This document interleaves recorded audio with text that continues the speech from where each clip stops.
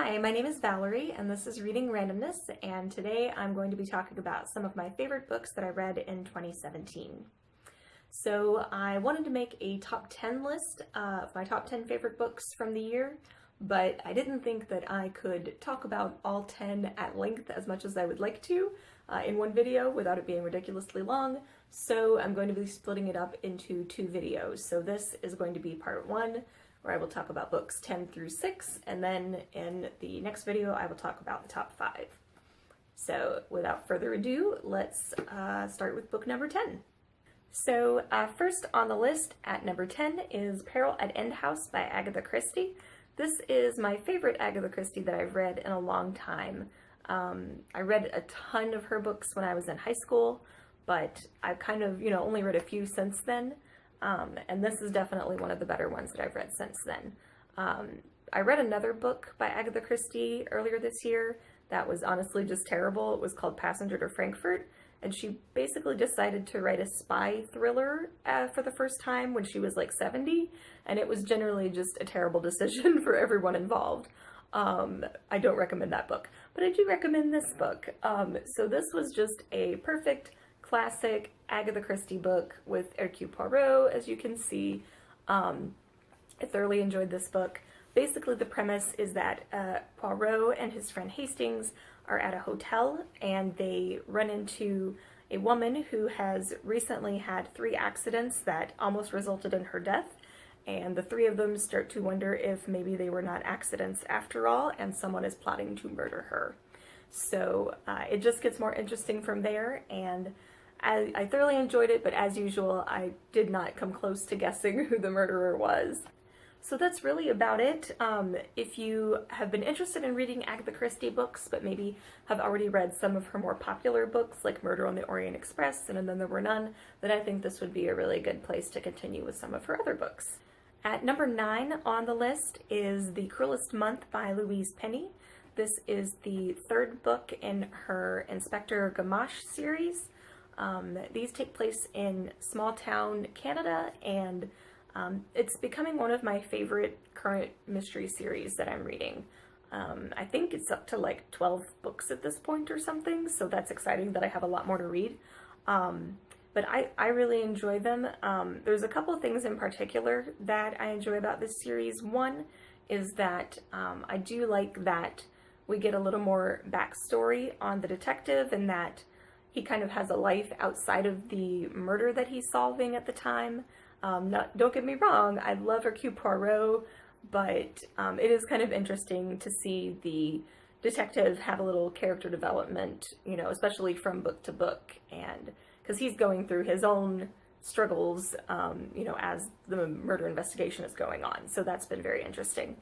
And I also enjoy that throughout the series, they all take place in the same small town so far, so we get to know all of the kind of side characters throughout all 3 books.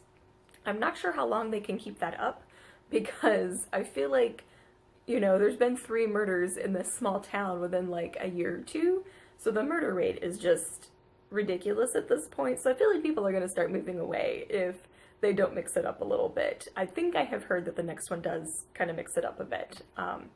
But yeah, for now, for these first 3 books at least, it's been interesting to get to know the people who live in this town and their friendships and their relationships, and just what they're like as people, instead of kind of only seeing them for 1 book and then done. So again, it's different than Agatha Christie, and I like both, but it's interesting to see kind of a different kind of murder mystery. Number 8 on the list is Something Rotten by Jasper Fforde. This is the 4th book in the Thursday Next series. I highly, highly recommend it. I don't want to say too much about this book particularly for fear of spoilers, because, like I said, it's the 4th book in the series. I also don't plan on saying a lot because I read this about a year ago. Like, it was one of the first books I read last year, so I don't really remember a lot of details. But I do remember that it was laugh out loud funny, which all of Jasper Fforde's books are. There was a ton of time travel and Shakespeare references and just general hilarity happening. There was also a Cricket World Cup at one point, and I do remember that the ending made me cry. I remember the ending very, very vividly, because I was surprised, pleasantly surprised that a Jasper Fforde book made me cry, because usually they just make me laugh and think a lot. So if you're interested in time travel themed mysteries with lots of puns, then you basically can't go wrong with this series. The first book is called The Eyre Affair, as in Jane Eyre, and I highly recommend the whole series and any of his other books. So book number 7 on the list is Authority by Jeff Vandermeer. This may be a bit of a surprise to some people, maybe who have read the book. I get the idea that this book has been a bit divisive, but I thoroughly enjoyed it. So this is the second book in the Southern Reach trilogy. I read the first book, I believe, in 2016, and then I read the second and third books in 2017. You will notice by the end of the second video that book number 3 did not make it onto this list because it was kind of a letdown. But I thoroughly enjoyed the first 2 books, so book number 2 made it onto the list. So the first book in the trilogy is called Annihilation, and you may have seen a movie trailer for that because it is being released soon as a movie starring Natalie Portman, Tessa Thompson, Gina Rodriguez, Oscar Isaac, and a lot of other awesome people. I was really excited when they announced that they were making it into a movie and who the cast was, but then I saw the trailer, and I still think it will probably be a very good movie, but I don't think I'm going to be able to watch it because it looks a little scary for my tastes. And it seems like they are making the movie very different from the book, which is fine. It looks like it'll be a really good movie, but it looks like it'll be very different from the book. Anyway, Authority is what I was talking about, the second book in the series. And again, it's a bit of a problem that a lot of these books that I really enjoyed are from the middle of series. But I read a lot of series, so I don't want to give too much away, but just to give you a general idea of what I thought about the book.